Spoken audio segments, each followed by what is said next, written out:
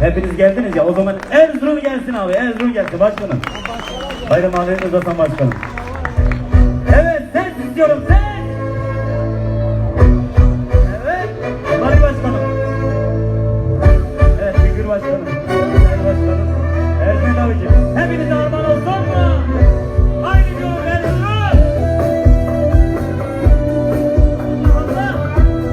Ses istiyorum.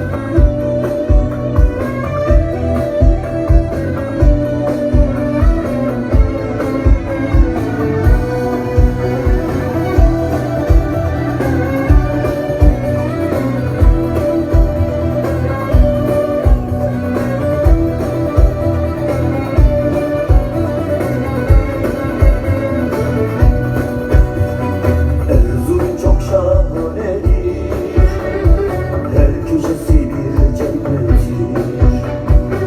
Yazı kışı sonbaharı, bir başkanın memleketi.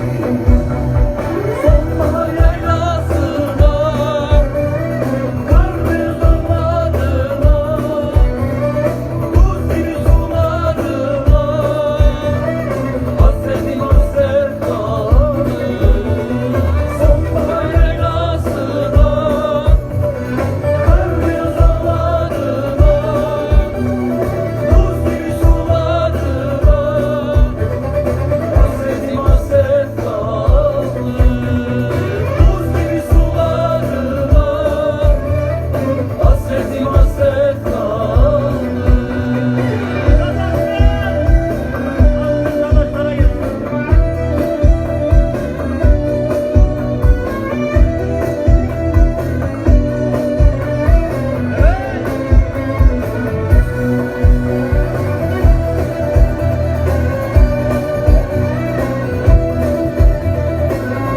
Evet başkanım, teşekkür ederim.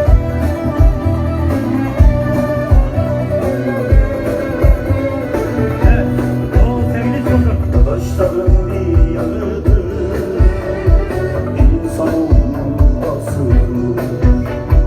Alan döken sevdasıdır, alimlerin deryasıdır. Sonbahar yaylasına, kar ve zamanına, buz gibi sularına, hasretim hasret kaldı. Sonbahar yaylasına, kar ve zamanına, buz gibi sularına, hasretim hasret kaldı. Buz gibi sularına, hasretim hasret kaldı.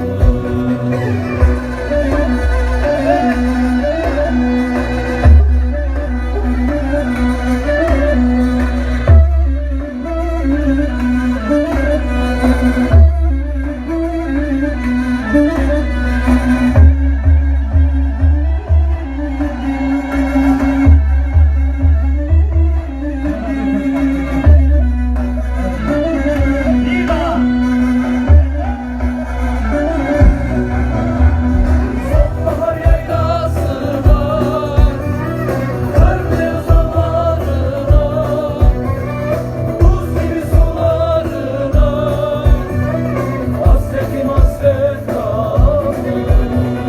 Sonbahar yaylasına, kar ve zamanına, buz gibi sularına, hasretim hasret kaldı. Buz gibi sularına, hasretim hasret kaldı. Bizler de sizler gibi Erzurum'a hasret yapalım. Evet, şöyle öf öf yapalım, şöyle bir Erzurum'a doğru gidelim yani, öf öf yapalım. Eşlik eder miyiz? Tamam, ezan geldi mi kısıyoruz, kesiyoruz. Başlıyoruz.